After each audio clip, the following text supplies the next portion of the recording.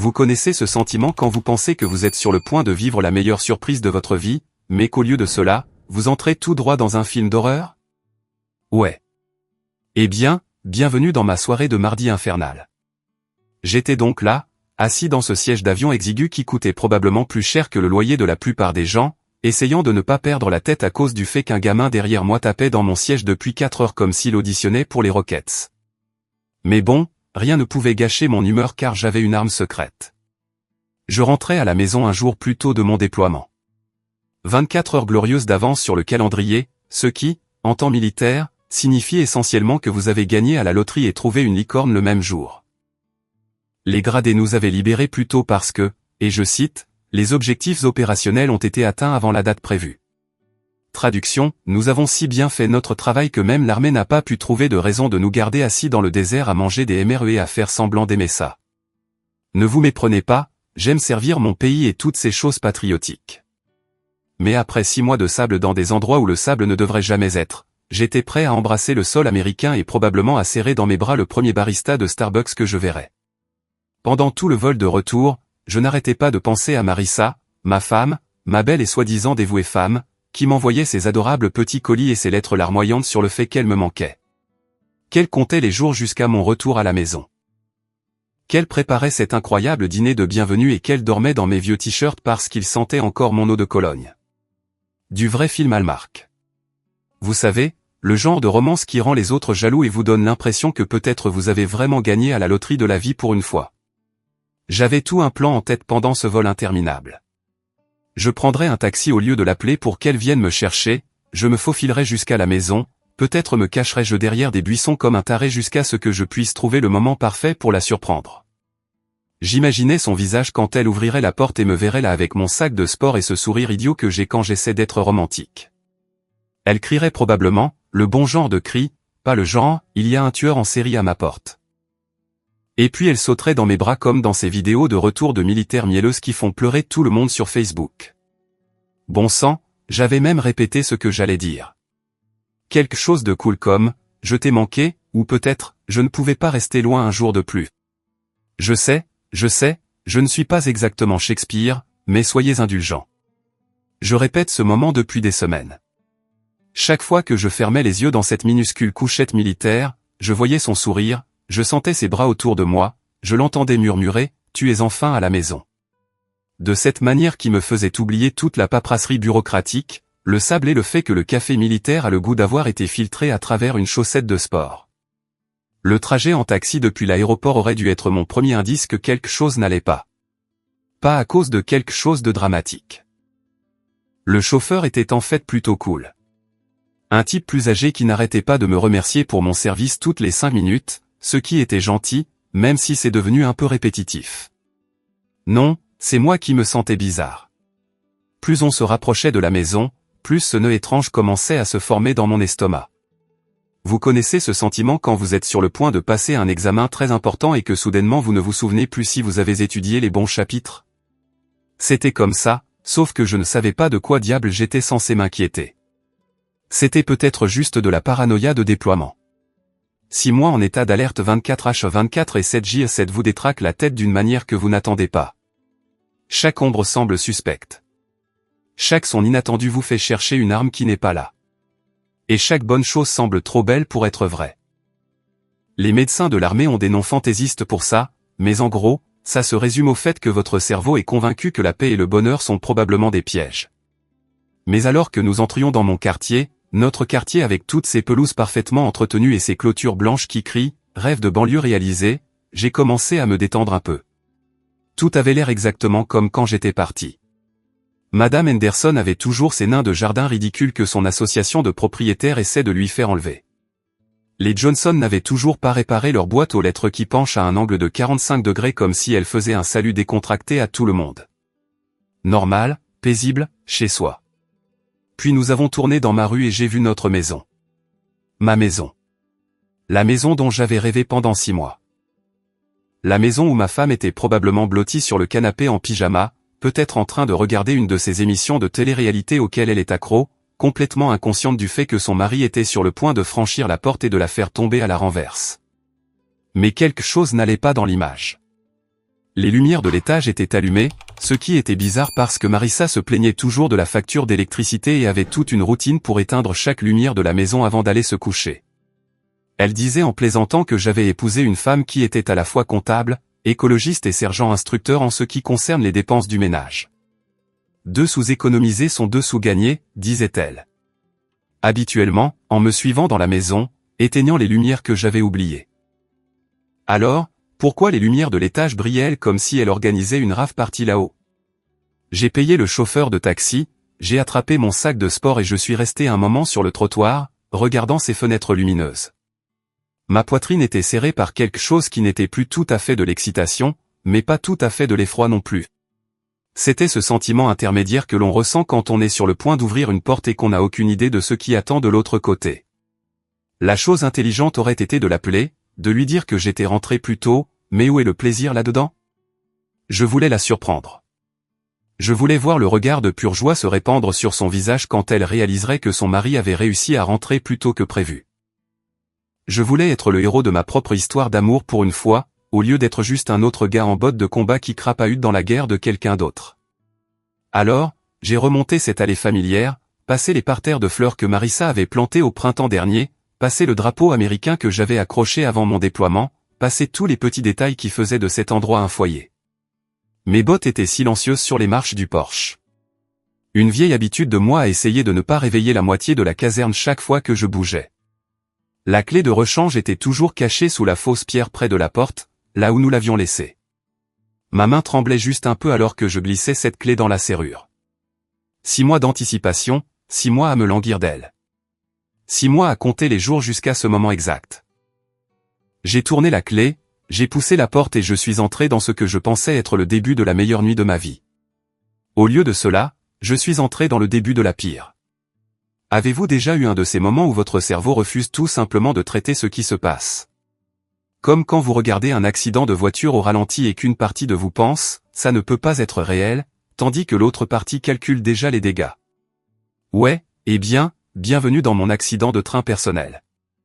Avec votre serviteur dans le rôle du gars qui aurait juste dû rester dans ce fichu taxi.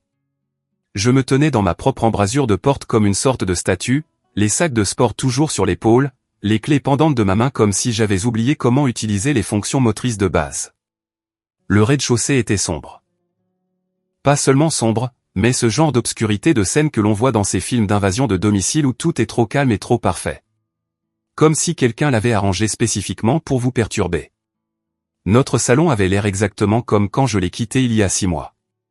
Le même canapé où nous avions l'habitude de regarder Netflix en rafale jusqu'à 3 heures du matin, nous disputant pour savoir s'il fallait commencer un autre épisode ou dormir un peu. La même table basse avec cette tache de cercle du jour où Marissa a oublié d'utiliser un sous-verre et a passé 20 minutes à s'excuser comme si elle avait commis un crime fédéral. Les mêmes photos de famille alignées sur la cheminée. Tous sourire et, regardez comme nous sommes heureux. Qui ressemblait maintenant à des preuves d'une scène de crime. Mais voilà le truc quand on rentre de déploiement. Votre oui devient bizarre. 6 mois à écouter les menaces, tout ce qui n'a pas sa place, et soudain vous pouvez entendre une épingle tomber à 3 pièces de distance. Alors, quand j'ai entendu les bruits venant de l'étage, toutes les sonnettes d'alarme dans ma tête ont commencé à retentir comme un exercice d'incendie en enfer. Des rires haletants, le genre qui vous retourne l'estomac parce que vous savez exactement ce que ça veut dire. Même quand votre cerveau essaie encore de trouver des explications innocentes. Peut-être qu'elle regarde une émission comique. Peut-être qu'elle est au téléphone avec sa sœur. Peut-être qu'elle fait une de ces vidéos d'entraînement en ligne qui la font glousser parce que l'instructeur a un accent amusant. Mais ensuite est venu le murmure. Bas, profond, définitivement masculin, et certainement pas venant d'une télévision ou d'un appel téléphonique. C'est à ce moment-là que mon entraînement a pris le dessus. Pas l'entraînement, comment être un bon mari, mais l'entraînement, comment évaluer une menace sans se faire tuer. Pas silencieux, respiration contrôlée, chaque muscle prêt à réagir à n'importe quel cauchemar qui attendait à l'étage. Je n'ai pas appelé son nom. Qu'est-ce que j'étais censé dire? Chérie, je suis rentré plus tôt. J'espère que tu ne fais rien que tu ne devrais pas faire. Je n'ai pas frappé au cadre de la porte comme un visiteur poli dans ma propre fichue maison. Et je n'ai certainement pas annoncé ma présence comme s'il s'agissait d'une visite de courtoisie. Non, J'ai canalisé chaque once d'entraînement à la furtivité que l'armée m'avait inculquée et j'ai monté ces escaliers comme si ma vie en dépendait. Chaque marche semblait prendre 1 heure. Vous savez, comme dans les films d'horreur où la musique devient toute dramatique et la caméra fait ce ralenti pendant que la victime marche vers sa perte? C'était exactement comme ça, sauf qu'il n'y avait pas de musique dramatique. Juste le son de mon propre cœur qui essayait de se frayer un chemin hors de ma poitrine et les bruits de plus en plus évidents de ma femme faisant des choses que les épouses ne sont pas censées faire lorsque leurs maris sont déployés à l'étranger pour se battre pour la liberté et la démocratie et toutes ces conneries patriotiques. Les escaliers de notre maison grincent. J'avais oublié ça pendant mes mois d'absence. Mais maintenant, chaque petit gémissement du bois ressemblait à un coup de feu dans le silence, pas à pas, comme si je montais vers ma propre exécution, ce qui, d'une certaine manière, était le cas. L'exécution de toutes les croyances que j'avais sur mon mariage, ma vie, ma capacité à juger les gens et ma foi générale en l'idée que de bonnes choses arrivent aux gens qui essaient de bien faire. Au moment où j'ai atteint le haut des escaliers, les sons étaient sans équivoque.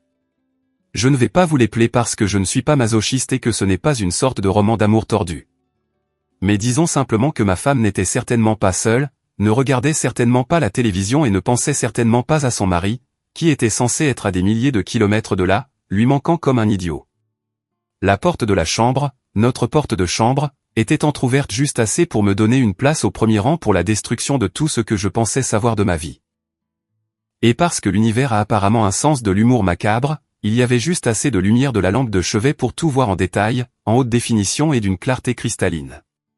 Marissa, ma femme, la femme qui portait mes plaques d'identité autour du cou sur nos photos de mariage et qui avait promis de m'aimer pour le meilleur et pour le pire, dans la maladie et la santé, que tu sois à la maison ou en déploiement, jusqu'à ce que la mort nous sépare. Elle était enchevêtrée avec un type dans ce qui était censé être notre lit, notre sanctuaire, notre endroit.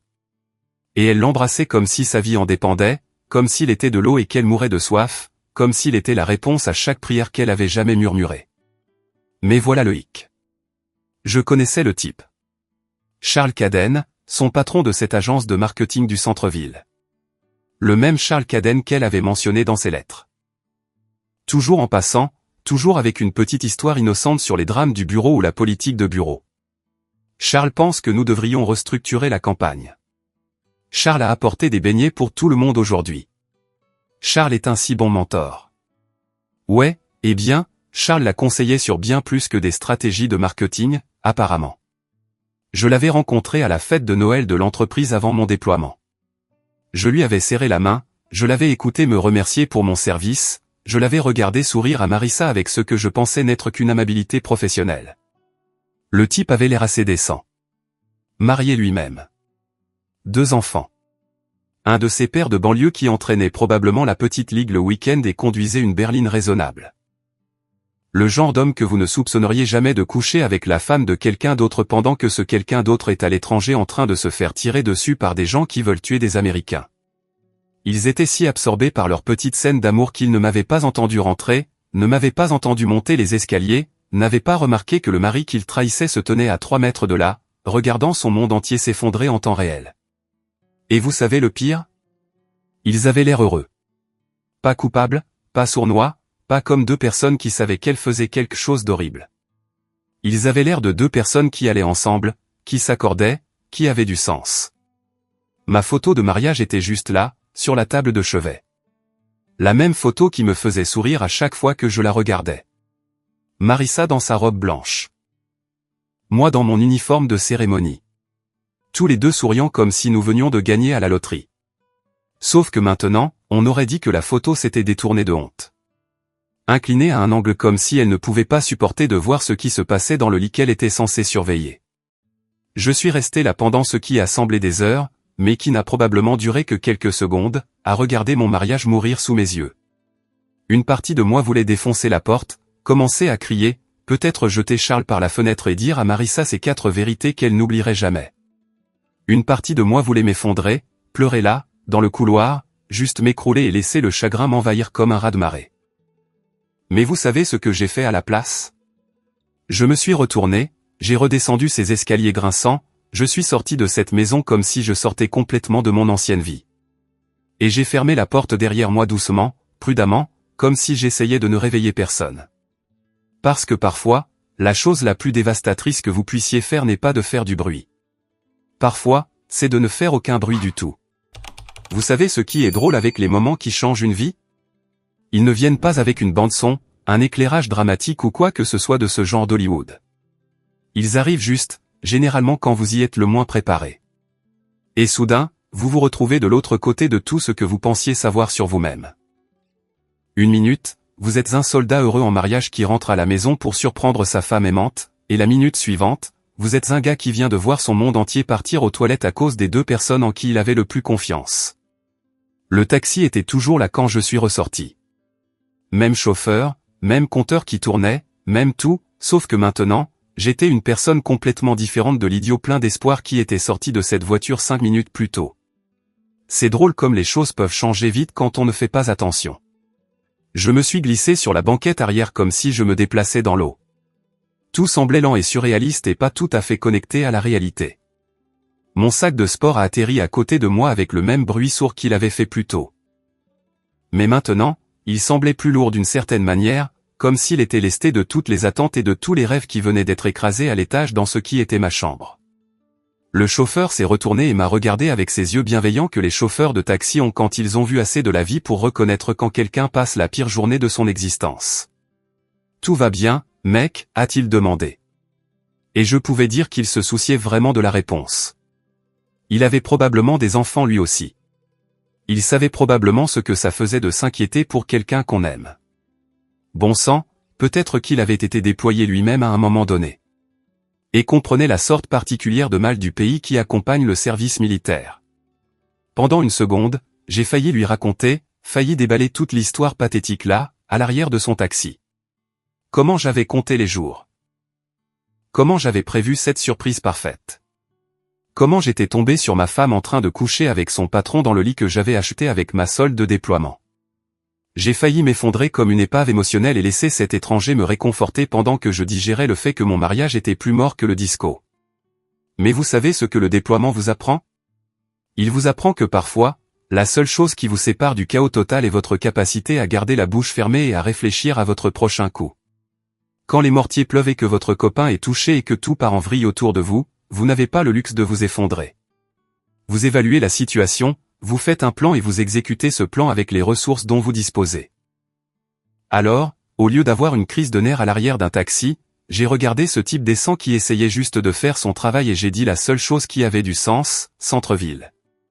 Ma voix semblait bizarre. Trop calme, trop contrôlée, comme si elle venait de quelqu'un d'autre. Le genre de calme qui n'arrive que lorsque quelque chose en vous se remet en place. Quand tout l'émotionnel est mis de côté et que vous recommencez à penser comme un soldat au lieu d'un mari au cœur brisé. Le chauffeur m'a jeté un autre regard, essayant probablement de savoir si j'étais sur le point de faire quelque chose de fou ou de dangereux. Mais apparemment, j'ai passé le test de santé mentale qu'il effectuait, car il a juste hoché la tête et a mis la voiture en marche. C'est noté, mon pote. Alors que nous nous éloignons de ma maison, ex-maison, je suppose, je me suis surpris à regarder par la fenêtre toutes ces parfaites maisons de banlieue avec leurs parfaites familles de banlieue faisant leurs parfaites choses de banlieue. Les lumières du porche brillant comme des phares de bonheur domestique. Les téléviseurs scintillant à travers les fenêtres du salon, montrant probablement des sitcoms ou des émissions de cuisine ou ce que les gens normaux regardent quand leur vie n'implose pas en temps réel. Madame Henderson arrosait à nouveau ces ridicules nains de jardin, car apparemment c'est ce que l'on fait à 21h quand on n'a rien de mieux à faire que de s'assurer que ces décorations de pelouse sont correctement hydratées. Les Johnson avaient toute leur famille entassée sur leur balançoire de Porsche, ressemblant à une peinture de Norman Rockwell prenant vie. Même les adolescents qui traînaient sous le lampadaire avaient l'air de sortir d'une publicité réconfortante sur le fait de grandir dans une petite ville américaine. Et moi, je m'éloignais de tout ça comme une sorte de fantôme, comme si je n'avais jamais eu ma place dans ce quartier parfait en premier lieu. Ce qui, soyons honnêtes, n'a peut-être jamais été le cas. Peut-être que je me suis leurré tout ce temps, pensant que je pouvais revenir des zones de guerre et des environnements hostiles et me glisser à nouveau dans la vie civile, comme enfiler une paire de chaussures confortables. Le truc avec le déploiement, c'est que ça vous change d'une manière que vous n'attendez pas. Pas seulement les trucs évidents, l'hypervigilance, les difficultés à dormir, la façon dont les bruits forts vous donnent envie de vous jeter à terre. Ce sont les changements plus subtils qui vous touchent vraiment. La façon dont vous commencez à voir à travers les gens parce que vous avez passé des mois à dépendre de votre capacité à lire les situations avec précision. La façon dont vous apprenez à faire confiance à votre instinct parce que l'hésitation peut vous tuer. La façon dont vous réalisez que la plupart des choses qui inquiètent les gens à la maison sont complètement insignifiantes quand vous avez vu à quoi ressemblent les vrais problèmes. C'est peut-être pour ça que je ne criais pas, ne pleurais pas ou ne frappais pas le dos du siège du chauffeur de taxi. Peut-être que 6 mois à rester en vie dans une zone de guerre m'avaient appris que les réactions émotionnelles sont des luxes. Vous ne pouvez pas vous les permettre quand vous avez besoin de penser clairement. Peut-être que j'avais appris quelque chose sur moi-même que je n'aurais jamais découvert si j'étais resté à la maison et que j'avais joué à la maison avec une femme qui jouait apparemment à la maison avec quelqu'un d'autre. Les lumières de la ville ont commencé à devenir plus vives alors que nous nous dirigions vers le centre-ville. Toutes ces enseignes au néon, ces immeubles de bureaux et ces dîners ouverts tard pour les gens qui n'ont nulle part où aller. J'avais toujours pensé au centre-ville comme à l'endroit que l'on visite quand on veut de l'excitation. Quand la vie de banlieue devient trop ennuyeuse et que l'on a besoin d'un avant-goût de quelque chose de différent. Maintenant, j'avais l'impression que c'était exactement là que j'avais ma place. Anonyme, temporaire, plein de gens qui étaient entre une chose et la suivante. Un endroit précis au centre-ville, a demandé le chauffeur en me regardant dans le rétroviseur. J'ai failli rire de ça. Un endroit précis? Comme si j'avais un plan. Comme si j'avais réfléchi à ça. Comme si j'étais une sorte de maître stratège qui avait anticipé de rentrer plus tôt pour trouver sa femme au lit avec son patron. La vérité, c'est que je n'avais aucune idée d'où j'allais ni de ce que j'allais faire ensuite. Tout ce que je savais, c'est que je ne pouvais pas rester dans cette maison. Je ne pouvais pas prétendre que je n'avais pas vu ce que j'avais vu. Je ne pouvais pas redevenir le mari naïf qui pensait que son mariage était solide juste parce qu'il recevait des lettres douces et des colis. Mais voilà le truc avec le fond du trou. C'est en fait une base assez solide sur laquelle construire. Quand tout ce que vous pensiez savoir s'avère être un mensonge. Quand chaque supposition que vous aviez faite sur votre vie se révèle fausse en l'espace de 5 minutes. Vous avez 2 choix. Vous pouvez vous effondrer ou vous pouvez recommencer. Et j'avais passé trop de mois en territoire hostile pour m'effondrer maintenant. Roulez juste, lui ai-je dit. Je le saurai quand je le verrai. Le taxi a roulé dans les rues du centre-ville pendant que j'étais assis sur la banquette arrière, mon sac de sport à côté de moi, mon alliance toujours à mon doigt, pensant au chaos et au silence et à la différence entre réagir et répondre. Le déploiement m'avait appris que lorsque tout part en vrille, la personne qui reste calme gagne généralement. Il était temps de savoir si cette leçon s'appliquait aussi à la vie civile. Vous savez ce qu'on dit sur le fait que la vengeance est un plat qui se mange froid? Eh bien, il s'avère que je me prépare depuis des mois sans même le savoir. Pendant que j'étais à l'étranger en train de jouer aux soldats et d'écrire des lettres mielleuses à ma femme infidèle, une petite voix paranoïaque à l'arrière de ma tête me murmurait des scénarios, et si, que j'ai rejetés comme des problèmes de confiance et de l'anxiété de déploiement. Il s'avère que cette petite voix paranoïaque était la partie la plus intelligente de moi. Le cabinet d'avocats de Marcus Levent se trouve dans l'un de ces immeubles du centre-ville qui essaient très fort d'avoir l'air impressionnant, mais qui ont surtout l'air cher. Tout en marbre et en acajou est le genre de meuble qui crie « Nous facturons à l'heure et nous valons chaque centime ». J'y étais allé exactement une fois auparavant, lorsque Marissa et moi avons acheté la maison et avions besoin de quelqu'un pour s'occuper de la paperasse. À l'époque, Marcus semblait excessif pour une simple transaction immobilière, mais mon père a toujours dit « Prends le meilleur avocat que tu puisses te permettre, puis trouve comment te permettre un meilleur. » Maintenant, j'étais assis en face de son immense bureau à 8 heures du matin, ayant l'air d'avoir dormi dans mon uniforme, ce que j'avais fait, dans une chambre d'hôtel du centre-ville qui sentait le désinfectant et les rêves brisés. Pendant que Marcus fixait le dossier que je venais de déposer devant lui, comme s'il contenait des codes de lancement nucléaire.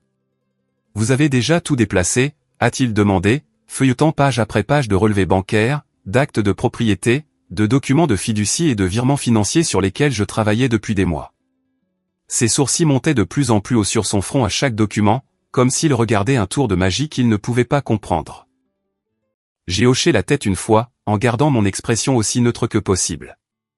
J'ai commencé le processus il y a 3 mois. Il y a 3 mois, a-t-il répété lentement, comme s'il essayait de comprendre la chronologie. Vous avez planifié ça depuis. Depuis que j'ai commencé à avoir des soupçons, ai-je dit, ce qui était techniquement vrai. J'avais des soupçons. D'accord. Pas sur Marissa spécifiquement, mais sur l'idée générale que tout ce qui est bon dans ma vie pourrait durer sans plan de secours approprié. Pensée militaire, espérer le meilleur, se préparer au pire et toujours avoir une stratégie de sortie. Le truc, c'est que je n'avais pas vraiment soupçonné Marissa de me tromper quand j'ai commencé à déplacer des actifs.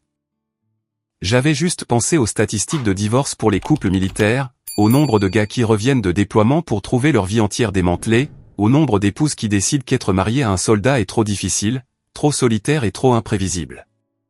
Alors, j'avais commencé à me protéger au cas où, en déplaçant de l'argent sur des comptes qu'elle ne connaissait pas, en transférant des titres de propriété dans des fiducies dont elle n'était pas au courant, en construisant essentiellement un pare-feu financier autour de tout ce pourquoi j'avais travaillé. Je me suis dit que c'était juste une bonne planification, comme acheter une assurance vie ou garder des provisions d'urgence. Vous ne le faites pas parce que vous vous attendez à une catastrophe. Vous le faites parce que la catastrophe a une façon de se manifester quand vous y êtes le moins préparé. Et si la catastrophe n'arrive jamais, eh bien, pas de mal. Vous avez juste une très bonne organisation financière et une paperasse impressionnante. Il s'avère que la catastrophe avait un nom, et c'était Charles Cadden. Marcus feuilletait toujours des documents, faisant parfois ces petits sondages que font les avocats lorsqu'ils sont soit très impressionnés, soit très confus. « C'est complet », a-t-il dit. « Enfin, la maison est entièrement à votre nom par le biais de la fiducie. Les comptes bancaires ont été transférés. Les investissements sont sécurisés, même les voitures. Les deux sont immatriculés à la fiducie, ai-je confirmé. Elle conduit des véhicules qu'elle ne possède techniquement pas depuis 2 mois. Il m'a regardé avec quelque chose qui aurait pu être du respect ou une légère peur. « Comment saviez-vous » ? Je ne le savais pas, ai-je dit, ce qui était la vérité, mais pas toute la vérité. Je crois juste qu'il faut être préparé. Ce que je ne lui ai pas dit, c'est que le déploiement vous donne beaucoup de temps pour réfléchir. Et réfléchir vous donne beaucoup de temps pour réaliser à quel point vous êtes vulnérable lorsque votre vie entière est construite sur la confiance et les suppositions. À quel point il serait facile pour quelqu'un de détruire tout ce pourquoi vous avez travaillé pendant que vous êtes de l'autre côté du monde, incapable de vous protéger ou de protéger vos intérêts. Combien de gars avec qui j'avais servi étaient rentrés à la maison pour trouver que leur femme avait vidé les comptes bancaires, vendu les maisons, maximisé les cartes de crédit et disparu avec de nouveaux petits amis qui appréciaient les femmes qui venaient avec des avantages financiers intégrés. Alors, j'avais commencé à bouger, des mouvements discrets, des mouvements légaux, des mouvements qui ressemblaient à de la planification financière, mais qui ressemblaient en fait plus à la construction d'une forteresse autour de tout ce qui comptait pour moi. Ouvrir de nouveaux comptes à mon seul nom, créer des fiducies qui protégeaient les actifs de la division maritale, réacheminer les dépôts directs et les paiements automatiques. En gros, j'avais passé 3 mois à me transformer en fantôme financier. Quelqu'un qui existait sur le papier, mais qui ne pouvait pas être touché par le genre de trahison auquel j'étais apparemment destiné. La beauté de la chose, ai-je expliqué à Marcus, qui fixait toujours ma paperasse comme si elle était écrite en hiéroglyphes, c'est que tout a été fait légalement avec une documentation appropriée pendant que j'étais à l'étranger au service de mon pays. Difficile de soutenir qu'un soldat déployé agissait de mauvaise foi lorsqu'il protégeait les actifs qu'il avait gagnés grâce au service militaire. Marcus a commencé à rire. Pas le genre de rire que l'on entend dans les clubs de comédie, mais le genre de rire que les avocats ont lorsqu'ils réalisent qu'ils ont affaire à une affaire qui est déjà gagnée avant même d'avoir commencé. Elle va contester ça, a-t-il dit. Elle va prétendre à la fraude, à la manipulation, que vous avez caché des actifs. Avec quel argent, ai-je demandé. Ses comptes personnels ont exactement de quoi couvrir sa facture de téléphone portable et peut-être un voyage à Starbucks. Ses cartes de crédit sont au maximum à cause de virées shopping dont elle pensait que je n'étais pas au courant. Et son patron est sur le point d'avoir des problèmes plus importants que d'aider sa maîtresse à engager un avocat. C'est à ce moment-là que j'ai sorti le deuxième dossier, celui que j'avais gardé pour le dessert. Des photos de la voiture de Charles dans notre allée à des heures suspectes. Des captures d'écran de SMS entre eux que j'avais récupérées de notre stockage cloud partagé parce qu'apparemment aucun d'eux n'avait compris comment la technologie fonctionnait réellement. Des reçus d'hôtels de voyage d'affaires qui se sont produits par coïncidence pendant mes rares appels téléphoniques à la maison. Des échanges de mails qui ont commencé de manière professionnelle et ont fini par ressembler à de mauvais extraits de romans d'amour. Vous allez les détruire, a dit Marcus. Et pour la première fois depuis que je le connaissais, il avait l'air vraiment impressionné au lieu d'être simplement poli professionnellement.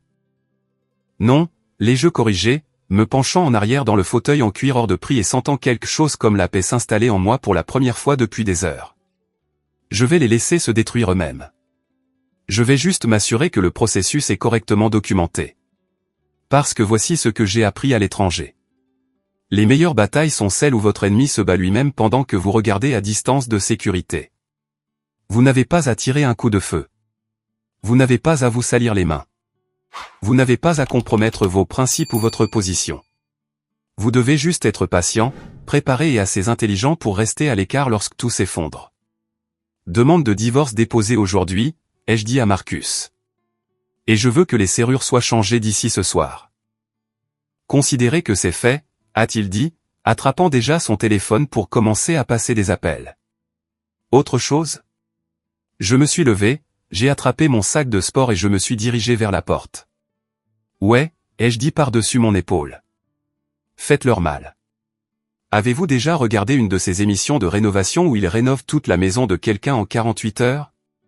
Eh bien, il s'avère que démanteler toute la vie de quelqu'un prend à peu près le même temps. Sauf que c'est bien plus satisfaisant, et personne n'a à faire semblant d'être excité par la grande révélation. Au moment où le soleil a commencé à se coucher, j'avais plus d'entrepreneur chez moi qu'une émission de télé-réalité. Le serrurier. Ce vieux type grisonnant nommé Eddie, qui avait l'air de changer des serrures depuis la guerre de sécession, travaillait sur la porte d'entrée pendant que je supervisais depuis l'allée comme une sorte de commandant des opérations domestiques. Derrière lui, un technicien de la société de sécurité reprogrammait l'ouvre-porte de garage, et un autre spécialiste mettait à jour les codes du système d'alarme. « Vous êtes sûr de tout ça, fiston ?» a demandé Eddie, perçant l'ancien peine dormant avec l'efficacité de quelqu'un qui avait probablement aidé beaucoup de gens à enfermer beaucoup d'autres personnes au fil des ans. Ça a l'air de faire beaucoup de travail pour un après-midi.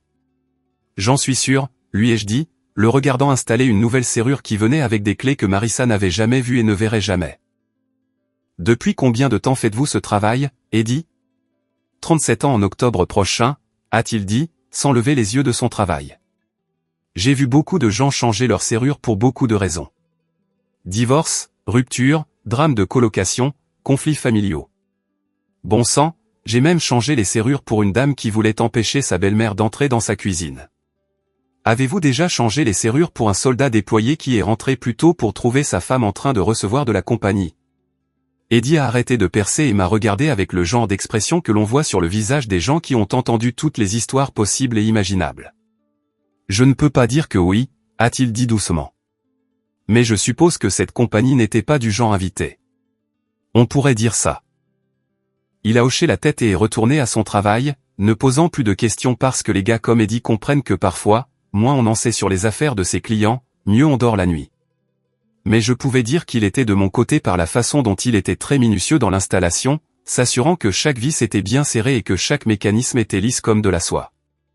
Pendant qu'Eddie s'occupait de la sécurité physique, j'étais occupé à mener la guerre financière depuis mon téléphone. Banque après banque, compte après compte, carte de crédit après carte de crédit. Oui, j'aimerais geler ce compte immédiatement. Non, je n'ai pas besoin d'en discuter avec le titulaire du compte joint. C'est exact. Je lui retire l'autorisation à partir de maintenant.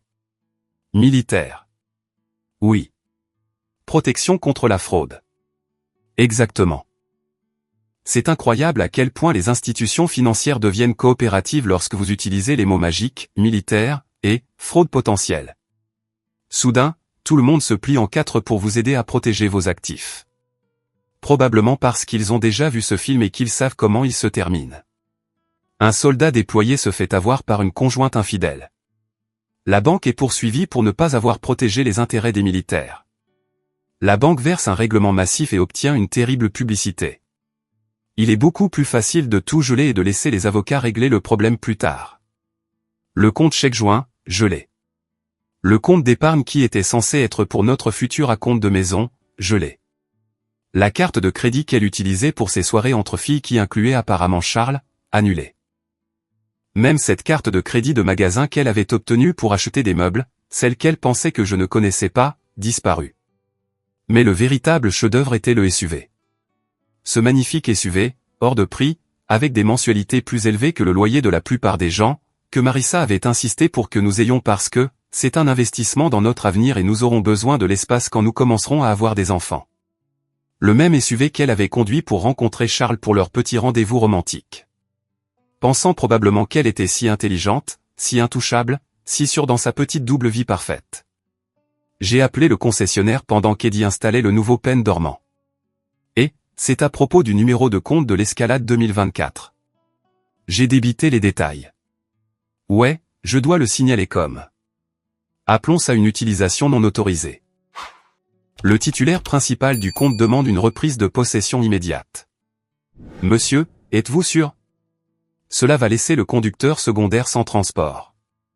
C'est exactement le but, ai-je dit, regardant le technicien de sécurité terminer avec la porte de garage. Dans combien de temps pouvez-vous le récupérer? Nous pouvons avoir un camion sur place dans les 2 heures. Parfait. Et juste pour être clair, le conducteur secondaire n'est plus autorisé à prendre de décision concernant ce véhicule. Toute tentative de la contacter au sujet des paiements ou de l'état du compte doit être adressée à mon avocat. Je leur ai donné les informations de Marcus et j'ai raccroché, me sentant comme un joueur d'échecs qui vient de mettre son adversaire en échec sans même qu'il se rende compte que la partie avait commencé. Au moment où les entrepreneurs ont terminé, ma maison avait l'air exactement la même de l'extérieur, mais était complètement différente à l'intérieur. Nouvelle serrure, nouveau code, tout était nouveau. L'anniversaire que j'avais utilisé pour le système d'alarme, l'anniversaire de Marissa, avait disparu, remplacé par la date de mon enrôlement. L'ouvre-porte de garage qu'elle avait programmée sur sa voiture, reprogrammée à une fréquence qu'elle ne devinerait jamais. Même la serrure intelligente de la porte arrière avait été réinitialisée pour ne reconnaître que mon empreinte digitale. C'est tout bon, a dit Eddie, me tendant un jeu de clés qui semblait plus lourd qu'il n'aurait dû. Personne n'entrera ici sans votre permission. Je vous dois combien? C'est pour la maison, a-t-il dit, rangeant ses outils avec une efficacité quasi militaire. Merci pour votre service, fiston. Et pour ce que ça vaut, c'est une idiote. Après que tout le monde soit parti, je me suis tenu dans ma maison nouvellement sécurisée, écoutant le silence qui semblait différent maintenant. Pas vide, mais propre, comme si je venais de terminer la mission la plus importante de ma carrière militaire. Sauf que cette fois, l'ennemi avait été mes propres hypothèses naïves sur l'amour, la loyauté et l'idée que certaines choses sont assez sacrées pour survivre à tout. Mon téléphone a commencé à vibrer vers 22 heures. D'abord quelques appels, puis plus, puis un flot continu de notifications que j'ai ignorées avec le dévouement d'un professionnel. Marissa rentrait probablement de sa soirée romantique avec Charles. Elle découvrait probablement que sa clé ne fonctionnait plus et que sa télécommande de porte de garage avait mystérieusement cessé de fonctionner. Je me suis fait un sandwich et je me suis assis pour attendre que le vrai spectacle commence. Il y a quelque chose de profondément satisfaisant à voir ces plans soigneusement élaborés se concrétiser comme une opération militaire parfaitement exécutée. Surtout quand les cibles n'ont aucune idée qu'elles se dirigent droit dans le piège que vous avez passé des mois à tendre. C'est comme regarder un documentaire animalier où la gazelle s'approche du lion. Sauf que dans ce cas, la gazelle était ma femme infidèle et son salaud de patron. Et le lion était la douce justice. Ils étaient sur le point de se faire servir une portion d'humiliation publique. Marcus et moi nous sommes garés de l'autre côté de la rue de ce qui était ma maison vers 14 heures, assis dans sa BMW noire comme 2 détectives en planque. Il a apporté du café et des beignets de cette boutique chic du centre-ville, le genre qui facture 8 $ pour ce qui est essentiellement du sucre et de la caféine, mais qui a le goût d'avoir été fait par des anges. Je devais admettre que pour un avocat qui s'occupait habituellement d'affaires d'entreprises ennuyeuses, Marcus se prenait vraiment au jeu de l'opération vengeance. « Vous êtes sûr de vouloir regarder ça ?» a-t-il demandé, ajustant son rétroviseur pour avoir une meilleure vue du Porsche. Parfois, il vaut mieux laisser le karma faire son travail à distance. « Vous plaisantez ?» ai-je dit, en buvant une gorgée de café hors de prix qui valait en fait chaque centime. J'ai été déployé pendant 6 mois. C'est le meilleur divertissement que j'ai eu depuis que notre sergent s'est retrouvé coincé dans une toilette de chantier pendant une tempête de sable. Nous n'avons pas eu à attendre longtemps.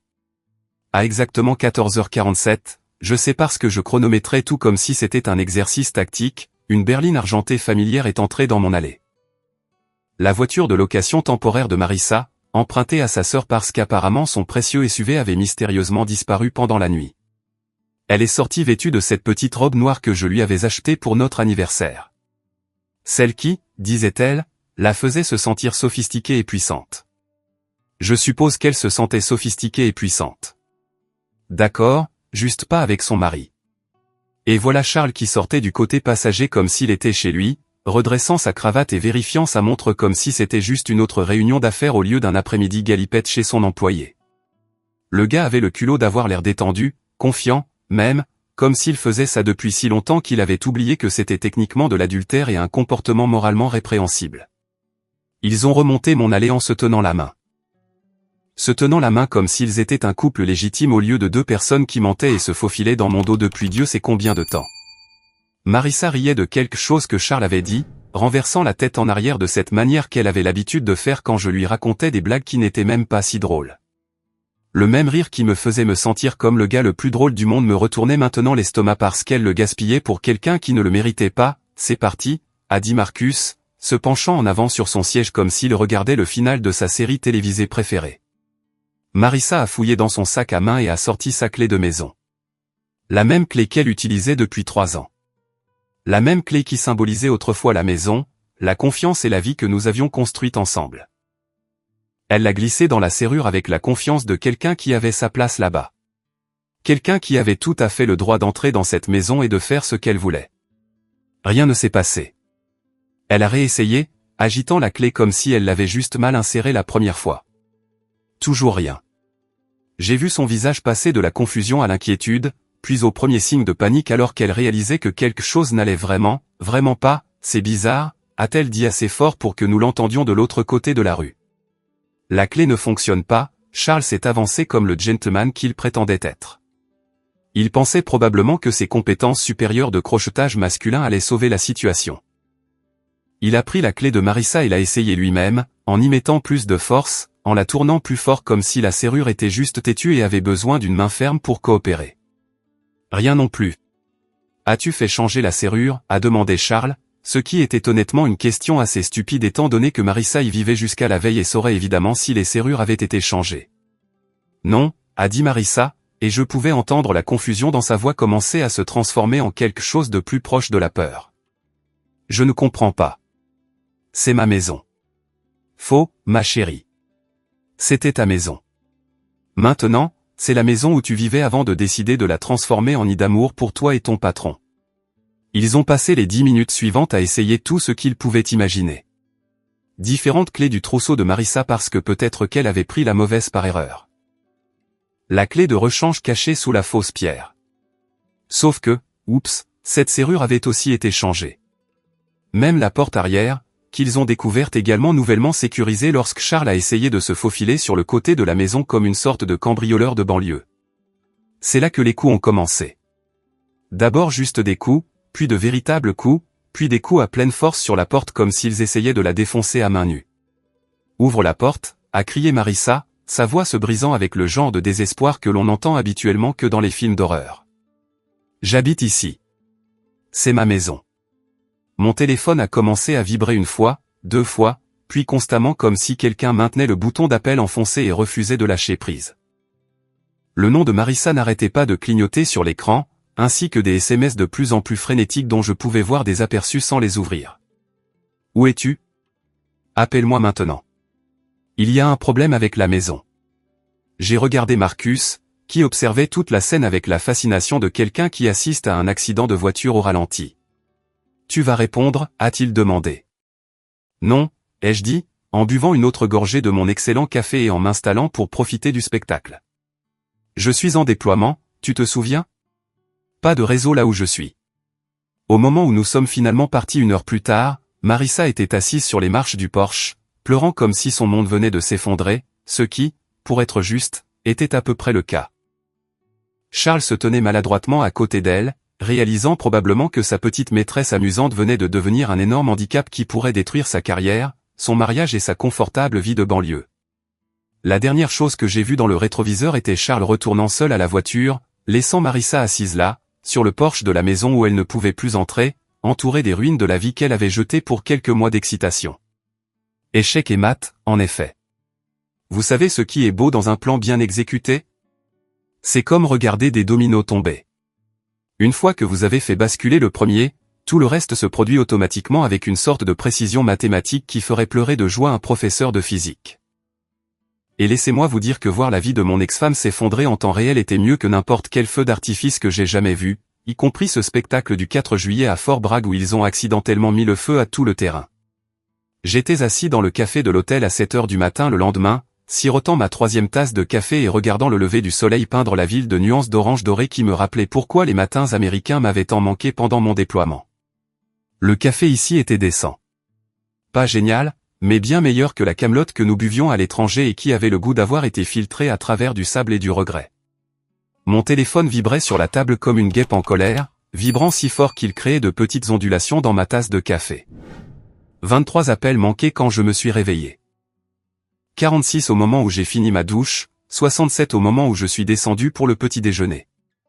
Les chiffres n'arrêtaient pas de grimper comme une sorte de loterie tordue où le prix était d'entendre mon ex-femme infidèle perdre la tête en temps réel. J'ai pris le téléphone juste assez longtemps pour vérifier les messages, pas pour y répondre, évidemment. La messagerie vocale a commencé par être confuse et inquiète. « Chérie, où es-tu ? Il y a un problème avec la maison. Rappelle-moi. » Puis ils sont devenus paniqués. « Je ne peux pas entrer dans la maison. Les serrures sont différentes. Qu'est-ce qui se passe ? » Puis ils sont devenus en colère. « C'est ridicule. Appelle-moi tout de suite. » Et enfin, ils ont dégénéré en ce genre de supplication désespérée qui m'aurait brisé le cœur il y a 6 mois, mais qui ressemblait maintenant à du bruit blanc au moment où j'ai fini mes œufs bénédicts. Et oui, je me suis offert le petit déjeuner de luxe parce que quel est l'intérêt de détruire la vie de son ex-femme si on ne peut pas savourer une sauce hollandaise hors de prix en le faisant ?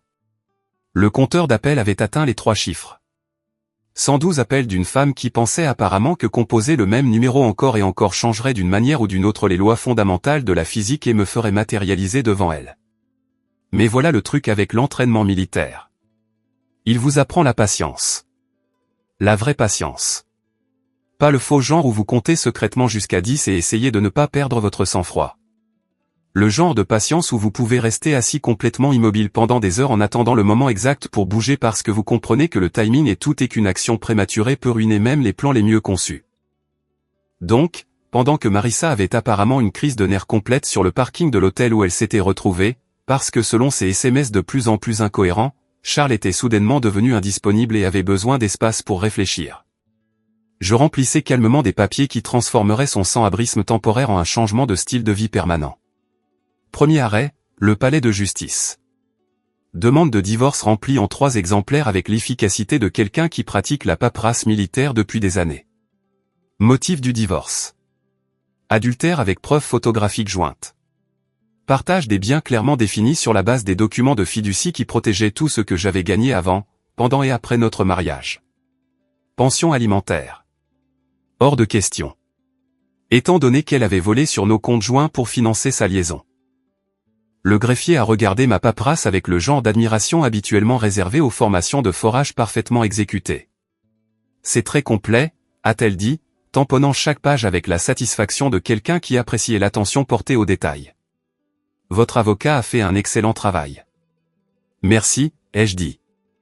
Sans mentionner que j'avais fait la plupart du travail de préparation moi-même pendant ces longues nuits à l'étranger où je ne pouvais pas dormir et que j'avais besoin de faire quelque chose de productif de mon insomnie. Prochain arrêt, ordonnance restrictive, car apparemment Marissa était passée des appels téléphoniques désespérés à se présenter à l'hôtel où je séjournais, exigeant des réponses et faisant assez de bruit pour déranger les autres clients. Les images de la caméra de sécurité de l'hôtel la montrant en train de crier dans le hall à 6 heures du matin allaient probablement se retrouver sur l'une de ces vidéos de compilation de pétage de plomb de Karen, mais elles constituaient également une excellente preuve pour une plainte pour harcèlement. Puis est venu mon préféré, le rapport de fraude. Vous voyez, pendant que j'étais à l'étranger en train de manger des MRE et d'esquiver les tirs hostiles, Marissa avait utilisé mes avantages militaires pour financer sa petite romance, des dîners dans des restaurants chers, des escapades d'un week-end dans la région viticole, même des bijoux qu'elle prétendait être un cadeau de sa sœur, mais qui se sont avérés être facturés sur une carte de crédit liée à mon compte de vétéran. L'utilisation abusive des avantages militaires n'est pas seulement moralement répréhensible. C'est en fait illégal, avec des sanctions qui incluent des amendes, une peine de prison et un casier judiciaire permanent qui vous suit comme une mauvaise odeur. Mais attendez, il y a plus. Parce que Charles n'allait pas s'en sortir indemne de ce désastre alors que Marissa était occupée à avoir sa crise de nerfs publics et à chercher probablement sur Google comment entrer par effraction dans sa propre maison. J'écrivais une lettre très détaillée et très professionnelle au conseil d'administration de l'entreprise de Charles. Une lettre qui incluait des photos horodatées de sa voiture dans mon allée pendant les heures de travail, des captures d'écran de mai entre lui et Marissa discutant de leur déjeuner qui durait apparemment 3 heures et impliquait bien plus que de discuter des prévisions trimestrielles, et une chronologie complète de leur relation de travail qui dressait un tableau très clair de harcèlement sexuel, d'abus de pouvoir et d'utilisation abusive des ressources de l'entreprise. La meilleure partie, c'est que Charles travaillait pour l'une de ces entreprises qui prennent la conduite au travail très au sérieux. Le genre d'endroit qui organise des séminaires obligatoires sur les relations professionnelles appropriées et qui applique une politique de tolérance zéro pour les managers qui couchent avec leurs employés. Le genre d'endroit où se faire prendre dans une liaison avec un subordonné n'est pas seulement embarrassant, c'est un suicide professionnel. À midi, j'avais déposé tout ce qui devait être déposé, signalé tout ce qui devait être signalé et mis en branle une chaîne d'événements qui démantèlerait systématiquement chaque aspect de la vie confortable que Marissa et Charles pensaient pouvoir construire sur la base de ma confiance et de ma naïveté. L'avalanche avait officiellement commencé, et je n'avais pas eu à pousser une seule pierre. J'avais juste à m'asseoir, à savourer mon café hors de prix et à regarder la gravité faire ce que la gravité fait de mieux. 467 appels manqués à la fin de la semaine, et je n'en ai pas répondu à un seul. Parce que parfois, la réponse la plus dévastatrice n'est pas une réponse du tout. Vous savez ce qui est pire qu'avoir une femme infidèle? Avoir des beaux-parents qui pensent que vous n'êtes pas assez bien pour leur précieuse fille, même quand c'est elle qui vous trompe dans votre dos. Les White, Philippe et Margaret, me traitent comme un gendre au rabais depuis le premier jour. Le genre de personne qui vous sourit au visage lors des dîners de famille, mais passe le reste du temps à murmurer que leur fille aurait pu faire mieux et qu'elle s'est mariée trop jeune. Eh bien, il était temps que les White apprennent que parfois, le gars que vous méprisez est celui qui a maintenu toute votre famille à flot. Leur maison se trouve dans l'un de ces quartiers où chaque pelouse semble avoir été tondue avec des ciseaux à ongler, où chaque boîte aux lettres coûte plus cher que la voiture de la plupart des gens. Une ambiance de vieille fortune. Ou du moins le genre de fausse ambiance de vieille fortune qui vient du poste de cadre intermédiaire de Philippe dans une compagnie d'assurance et du travail à temps partiel de Margaret dans une boutique qui vend des foulards à 300$ pièce. Le genre de personne qui pense qu'avoir une femme de ménage 2 fois par semaine fait d'eux une aristocratie. Je suis entré dans leur allée circulaire à 10h un samedi matin, car rien ne dit, affaire sérieuse, comme se présenter quand les gens sont censés se détendre en pyjama et prétendre que leur vie est parfaite. Ma voiture de location, une berline basique qui coûte probablement moins cher que la manucure hebdomadaire de Margaret, avait l'air hilarante à côté de la BMW de Philippe et de la Mercedes de Margaret, qui, je le sais, étaient financées jusqu'à leur pare-choc chromé. Le dossier que je portais avait l'air assez innocent, juste une enveloppe en manille qui aurait pu contenir n'importe quoi, des documents d'assurance aux photos de famille. Mais à l'intérieur se trouvait assez d'informations pour faire exploser leur petit monde confortable comme une bombe nucléaire tactique faite de paperasse et de vérités inconfortables. Margaret a ouvert la porte, entièrement maquillée et dans une tenue qui lui a probablement pris 1 heure à composer, car apparemment, même à la maison un samedi matin, elle devait avoir l'air de poser pour une couverture de magazine sur la vie de banlieue réussie. Son sourire était la même fausse expression douce qu'elle m'avait donnée pendant 3 ans. Celle qui disait « Je suis poli parce que je dois l'être, mais je préférerais être n'importe où ailleurs. » Oh, a-t-elle dit, comme si me trouver à sa porte était aussi agréable que de découvrir un raton laveur dans sa poubelle. Nous ne vous attendions pas, Marissa a dit que vous ne rentriez pas avant la semaine prochaine. Les plans ont changé, ai-je dit en tendant le dossier. Est-ce que Philippe est à la maison? J'ai besoin de vous parler à tous les deux de quelque chose d'important. Elle m'a conduit dans leur salon, qui avait l'air d'avoir été décoré par quelqu'un qui avait regardé trop d'émissions de décoration intérieure et qui avait plus d'argent que de goût. Tout était blanc, beige et soigneusement agencé pour avoir l'air décontracté tout en étant en fait complètement artificiel. Philippe était assis dans son fauteuil en cuir, lisant un magazine financier, prétendant probablement comprendre l'analyse du marché boursier tout en regardant simplement les images. De quoi s'agit-il, a demandé Philippe, sans se donner la peine de se lever ni même de baisser complètement son magazine. La même attitude dédaigneuse qu'il m'avait donnée depuis le jour où j'ai épousé sa fille, comme si j'étais une sorte d'employé qui avait oublié sa place. Je me suis assis sur leur canapé ridiculement cher sans y être invité et j'ai ouvert le dossier sur leur table basse en verre qui coûtait probablement plus cher que ma première voiture. Il s'agit de votre fille, ai-je dit en posant le premier document, et du fait que vous vivez tous les deux dans le mensonge depuis 1 an. Le premier document était un relevé bancaire montrant les paiements de mon compte à leur société de prêt hypothécaire. Pas un prêt, pas un cadeau, pas une aide temporaire.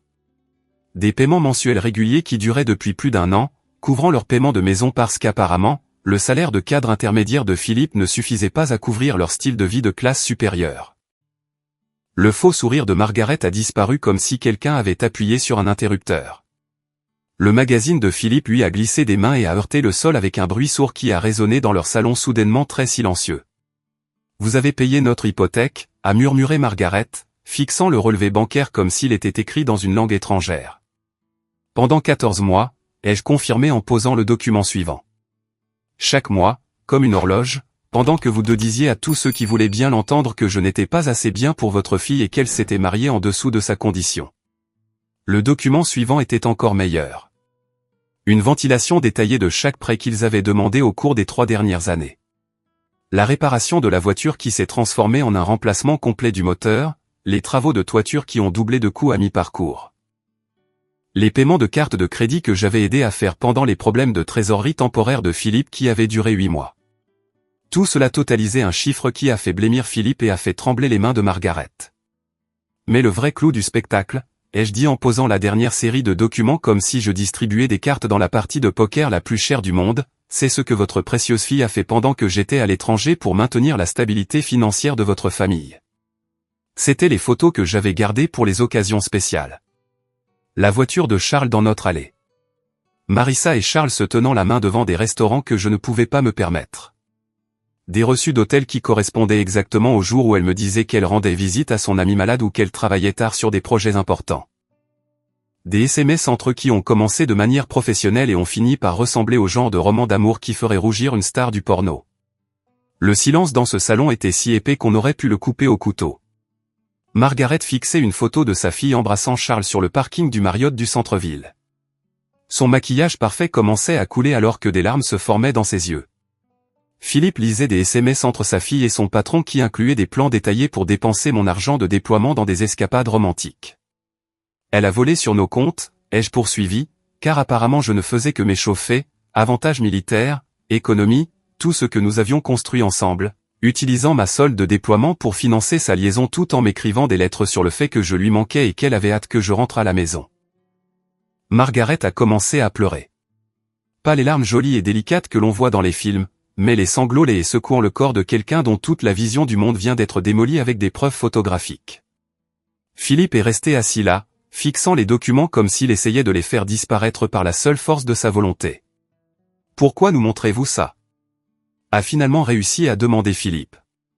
Je me suis levé, j'ai rassemblé mes papiers et je me suis dirigé vers la porte, car j'ai dit par-dessus mon épaule, « Vous avez passé 3 ans à me dire que je n'étais pas assez bien pour votre famille. Il s'avère que votre famille n'était pas assez bien pour moi. » Et je suis sorti, les laissant assis dans leur salon cher avec les ruines de la réputation de leur fille parfaite éparpillées sur leur table basse hors de prix comme des confettis de la pire célébration du monde. Il y a quelque chose de presque artistique à voir toute la présence sur les réseaux sociaux de quelqu'un implosé en temps réel. C'est comme une performance artistique, sauf qu'au lieu de vernissage prétentieux et de vin hors de prix, vous avez des places au premier rang pour la destruction complète de la personnalité en ligne soigneusement construite de quelqu'un. Et laissez-moi vous dire que la chute numérique de Marissa était plus divertissante que tout ce que Netflix avait à offrir. Cela a commencé environ 2 semaines après l'incident du Porsche, lorsqu'elle a apparemment décidé que sa meilleure stratégie était de jouer la carte de la victime plus fort qu'un joueur de poker professionnel avec une quinte flush royale. Elle s'est lancée dans toute une campagne sur les réseaux sociaux sur le fait d'être abandonnée, trahi et laissée sans abri par l'homme qui avait promis de l'aimer et de la protéger. De vraies histoires à faire pleurer, avec des photos soigneusement mises en scène d'elle ayant l'air triste et vulnérable dans son nouvel appartement exigu qu'elle avait loué avec ce qui restait sur son compte chèque personnel. L'appartement, soit dit en passant, était une véritable œuvre d'art. J'ai peut-être fait un tour ou deux, vous savez, juste pour m'assurer qu'elle s'intégrait bien à son nouveau style de vie. C'était l'un de ces complexes qui annoncent un « mode de vie de luxe », mais qui signifie en réalité, nous avons tout peint en beige et installé les accessoires les moins chers possibles tout en facturant des prix élevés. Le genre d'endroit où les murs sont si fins que vous pouvez entendre les émissions Netflix de vos voisins et où le parking sent toujours comme si quelqu'un cuisinait du poisson dans un micro-ondes. Les publications Instagram de Marissa depuis sa nouvelle maison étaient de l'or comique. Des photos de sa minuscule kitchenette avec des légendes comme « Un nouveau départ dans mon nouvel espace douillet ». Traduction, je suis passé d'une maison de 4 chambres à un studio, et je fais comme si c'était mon choix. Des photos d'elle se rendant au travail avec des hashtags comme femme indépendante et nouveau départ, soigneusement recadrés pour cacher le fait qu'elle prenait le bus parce que son SUV avait mystérieusement disparu et qu'elle ne pouvait pas se permettre de payer une voiture. Oh oui, la situation professionnelle. Il s'avère que lorsque votre patron est suspendu pour harcèlement sexuel et utilisation abusive des ressources de l'entreprise et que vous êtes l'employé qu'il harcelait et avec qui il utilisait abusivement les ressources, vos perspectives de carrière en prennent un coup. L'agence de marketing où elle travaillait et où elle travaillait, Charles de plus d'une manière a soudainement trouvé des raisons de restructurer son poste jusqu'à ce qu'il n'existe plus. C'est incroyable comme ça fonctionne.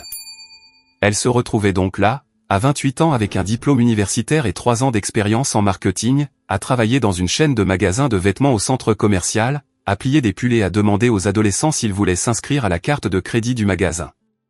La même femme qui se vantait de son bureau d'angle avec vue et de ses importantes présentations clients s'occupait maintenant des acheteurs du Black Friday et essayait d'atteindre des quotas de vente fixés par des managers probablement plus jeunes que sa paire de chaussures préférée. Mais le vrai divertissement était de la voir essayer de maintenir son récit de victime pendant que tout son système de soutien s'effondrait autour d'elle. Vous voyez, le truc avec les liaisons, c'est qu'elles ne se produisent pas dans le vide. D'autres personnes savent toujours, ou du moins soupçonnent, et elles sont généralement juste polies en faisant semblant de ne pas voir ce qui est évident pour tout le monde avec des yeux qui fonctionnent. Ses amis ont commencé à ne plus la suivre sur les réseaux sociaux une par une, comme des rats quittant un navire en perdition. Les mêmes amis qui commentaient des émojis en forme de cœur sur toutes ses publications et l'invitaient à des soirées vins et à des voyages de fin de semaine sont soudainement devenus très occupés par leur propre vie. C'est incroyable à quelle vitesse les gens disparaissent lorsque votre drame devient trop compliqué à ignorer et que votre statut social tombe en dessous de leur zone de confort. Margaret a cessé de répondre à ses appels après notre petite discussion. Philippe, qui prenait autrefois le parti de Marissa dans chaque dispute familiale et me traitait comme un employé lors des réunions de famille, a soudainement développé une opinion très forte sur les filles qui mordent la main qui les nourrit. Même sa sœur, celle qui lui avait prêté la voiture pour cet après-midi fatidique, a commencé à trouver des excuses pour ne pas pouvoir l'aider avec de l'argent, le transport ou un soutien émotionnel. Le point de rupture est survenu lorsque quelqu'un, et je ne dis absolument pas que c'était moi, mais je ne dis pas non plus que ce n'était pas moi, a laissé un commentaire anonyme sur l'une de ses publications Facebook les plus dramatiques sur le fait d'être abandonnée par la personne qui était censée la protéger pour toujours. Le commentaire était simple, direct et absolument dévastateur. N'as-tu pas trompé ton mari pendant qu'il servait à l'étranger ? 6 mots, 26 caractères, espace compris. Une question qui a traversé tout son récit de victime soigneusement construit comme une épée à travers du papier de soie. La publication a disparu en moins d'1 heure, mais les captures d'écran vivent pour toujours. Et apparemment, quelqu'un avait prêté attention à l'histoire de Marissa assez longtemps pour faire le lien entre son histoire triste et la chronologie des événements que tout le monde en ville commençait à reconstituer. Les petites communautés aiment les commérages presque autant qu'elles aiment soutenir les familles de militaires. Et une femme qui trompe son mari déployé n'obtient pas beaucoup de points de sympathie, peu importe à quel point elle pleure joliment à ce sujet. Charles, quant à lui, faisait face à sa propre version de l'enfer des réseaux sociaux. Sa femme, vous vous souvenez d'elle ? La femme avec qui il était marié depuis 12 ans, la mère de ses 2 enfants, la personne qu'il trahissait à chaque fois qu'il se présentait chez moi pour jouer à la maison avec ma femme, avait apparemment reçu un colis anonyme contenant des photos, des SMS et une chronologie détaillée des activités extrascolaires de son mari. J'ai peut-être entendu par certains canaux qu'elle avait demandé le divorce avec préjudice extrême, emmenant les enfants et environ la moitié de tout ce que Charles possédait. Apparemment, elle avait également partagé certaines des preuves les plus accablantes avec leurs amis communs, car la présence de Charles sur les réseaux sociaux est passée de « cadre marketing à succès et père de famille » à un silence radio plus vite que vous ne pouvez dire, clause d'adultère. L'enquête interne de leur entreprise était apparemment très approfondie et très publique, le genre de choses qui se murmurent dans les salles de pause et se discutent à voix basse pendant les déjeuners. Charles est passé du bureau d'angle à la suspension, puis à la poursuite d'autres opportunités, en environ 3 semaines, ce qui, en langage d'entreprise, signifie « nous l'avons viré si fort que ça a laissé des traces de dérapage ». À la fin du mois, le numéro de victime en ligne de Marissa s'était complètement effondré. Plus de commentaires de sympathie, plus de messages de soutien, plus d'amis se ralliant à sa cause. Juste une femme dans un studio travaillant dans le commerce de détail, publiant des mises à jour de plus en plus désespérées sur le fait d'apprendre à être forte et à se trouver, que personne ne lisait parce que personne ne s'en souciait plus. Internet était passé à un drame plus frais, laissant Marissa faire face aux conséquences de ses choix dans un silence anonyme et béni, exactement comme je l'avais prévu. 1 an plus tard, et laissez-moi vous dire que le recul est vraiment de 20/20. Surtout quand vous repensez à la meilleure histoire de vengeance jamais racontée en sirotant un café sur la terrasse de votre propre chalet au bord du lac, en regardant le lever du soleil peindre l'eau de couleurs qui vous rappelle pourquoi la vie est en fait plutôt belle quand vous ne la partagez pas avec des parasites menteurs, infidèles et suceurs d'âme. Le chalet n'était pas un grand manoir ou quoi que ce soit. Juste un endroit modeste que j'avais trouvé à environ 3 heures au nord de la ville, assez loin du cauchemar de banlieue auquel j'avais échappé, mais assez proche de la civilisation pour que je puisse toujours avoir un accès Internet décent et une livraison de nourriture quand je n'avais pas envie de cuisiner.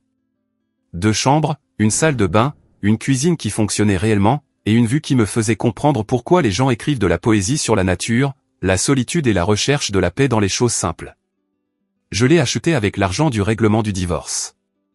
Car apparemment, lorsque votre femme commet une fraude en utilisant les avantages militaires pendant que vous êtes déployé, les tribunaux ont tendance à considérer d'un très mauvais œil ces revendications sur les biens matrimoniaux.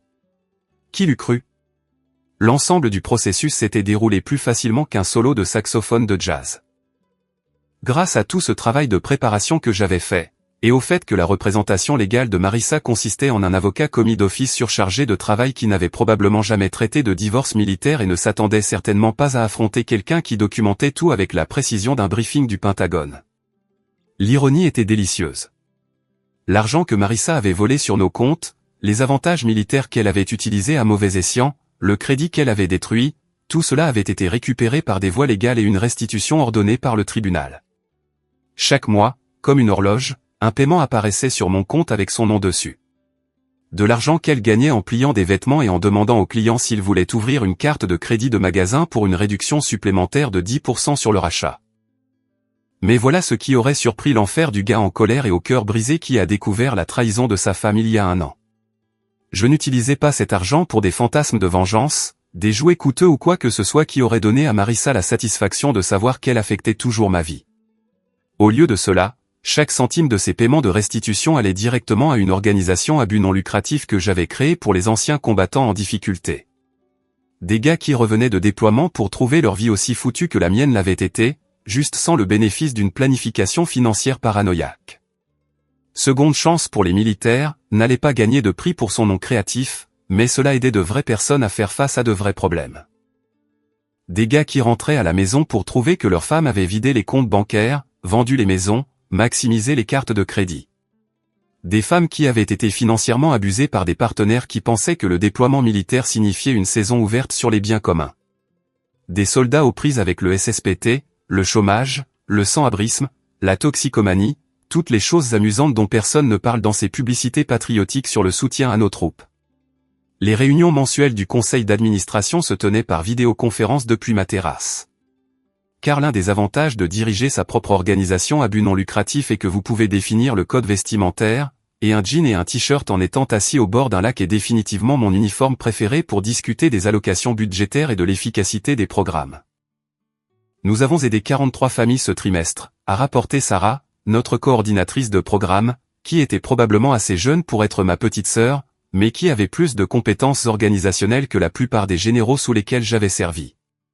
Le fonds d'aide au logement d'urgence a aidé 12 familles à éviter l'expulsion et le programme d'aide juridique a traité 18 cas de fraude financière. Exceptionnel, ai-je dit. En regardant une famille de canards pagayer sur le lac comme s'ils en étaient les propriétaires, ce qui, je suppose, était le cas. Quelle est notre situation financière actuelle? Stable et en croissance, a déclaré Tom, notre trésorier, qui est une sorte de magicien de la comptabilité que Marcus avait recommandé. Les paiements de restitution mensuels fournissent une base solide, et nous avons 3 sponsors d'entreprise signés pour l'année prochaine. De plus, cette organisation d'anciens combattants du Texas veut s'associer à nous pour un programme pilote. Chaque mois, les paiements ordonnés par le tribunal de Marissa aidaient une autre famille à éviter le genre de dévastation financière qu'elle avait essayé de m'infliger. Chaque dollar qu'elle gagnait en pliant des pulls au centre commercial devenait de l'espoir pour quelqu'un d'autre. Un soutien pour les personnes qui avaient servi leur pays et méritaient mieux que de se faire avoir par les personnes en qui elles avaient le plus confiance. Le téléphone qui vibrait autrefois avec 467 appels manqués d'une ex-femme infidèle et désespérée était silencieux depuis des mois maintenant. Non pas parce que j'avais bloqué son numéro. J'avais en fait gardé le même téléphone, le même numéro, tout pareil, mais parce qu'elle avait finalement compris que je n'allais pas répondre, que je n'allais pas m'engager. que je n'allais pas lui donner la satisfaction de savoir qu'elle pouvait encore obtenir une réaction de ma part. Le silence, comme il s'avère, est l'arme la plus puissante de l'arsenal humain. Pas le genre de silence qui vient du fait d'être sans voix, effrayé ou submergé, mais le genre qui vient du fait de n'avoir absolument plus rien à dire à quelqu'un qui a prouvé qu'il ne valait pas l'énergie qu'il faut pour former des mots. Je ne détestais plus Marissa. La haine nécessite de se soucier, et se soucier nécessite un investissement émotionnel. Et je me suis désinvesti de tout sentiment à son égard avec la même efficacité clinique que j'avais utilisée pour protéger mes actifs. Elle n'était plus qu'une personne qui avait été dans ma vie, comme un camarade de classe du lycée ou un ancien collègue, quelqu'un dont je pouvais me souvenir sans ressentir quoi que ce soit de particulier à propos des souvenirs. Je ne lui ai pas pardonné non plus, car le pardon implique que ce qu'elle a fait était pardonnable. Et trahir son conjoint déployé tout en volant son argent et en lui mentant en face tombe assez fermement dans la catégorie de l'impardonnable. Mais je n'avais pas non plus besoin de pardon, n'avais pas besoin de tourner la page, n'avais besoin d'aucun de ces concepts thérapeutiques que les gens lancent lorsqu'ils essaient de traiter un traumatisme et d'aller de l'avant. J'avais juste besoin de distance physique, de distance émotionnelle, et du genre de silence qui parle plus fort que n'importe quel mot. Alors que j'étais assis là sur ma terrasse, regardant le soleil se lever sur une eau qui n'appartenait à personne et à tout le monde en même temps, j'ai réalisé que la vengeance n'est pas toujours le feu, la fureur et les confrontations dramatiques qui laissent tout le monde ensanglanté et brisé. Parfois, la vengeance, c'est juste de bien vivre, de construire quelque chose de significatif et de ne jamais regarder en arrière les décombres que vous avez laissés. Parfois, la chose la plus dévastatrice que vous puissiez faire à quelqu'un qui vous a blessé est de prouver que vous êtes mieux sans lui. Et ce silence, mon choix, ma liberté, était plus fort que n'importe quel cri que Marissa pourrait jamais pousser. Tout. Pour vous. Visionnez.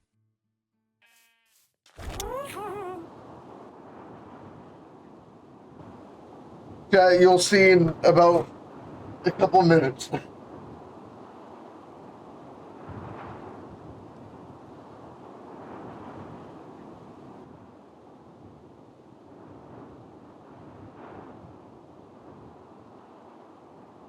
I should be fine. I made a friend chat.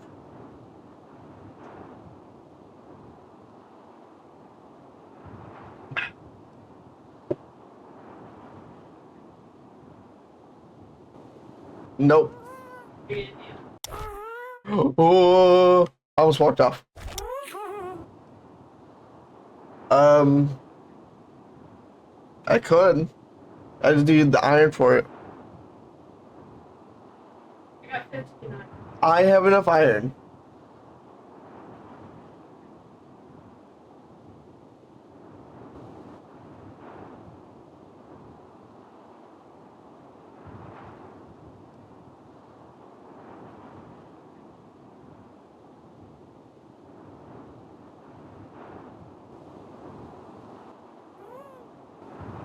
Bro. Don't worry, shower. We'll get there soon.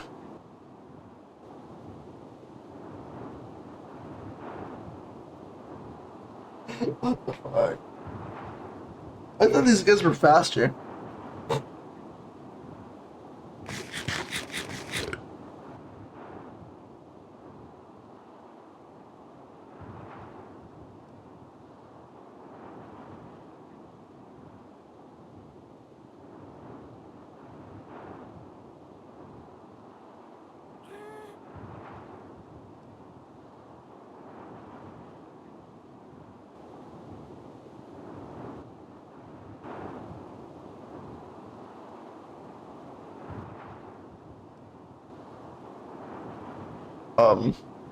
Don't worry, chat. We're almost there.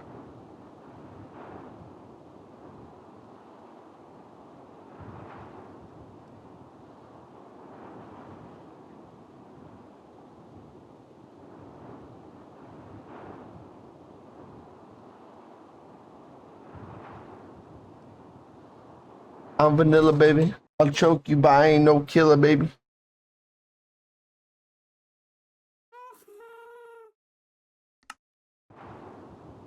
Autumn, you do the wordle of the day?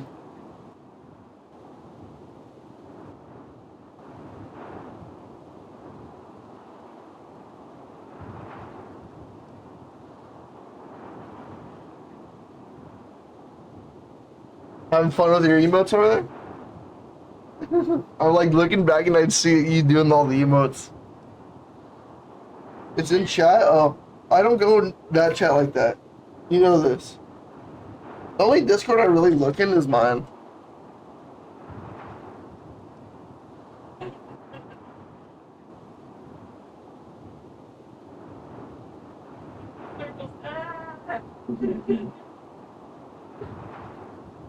Yeah, if I can make the iron from right here somewhere.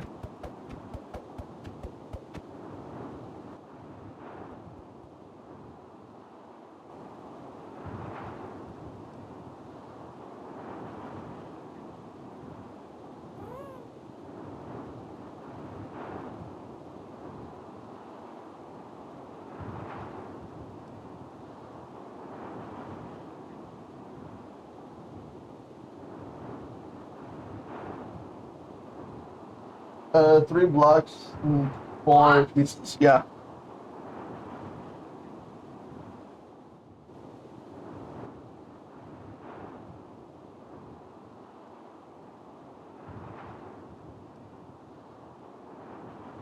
Autumn, when will you ever talk in my Discord?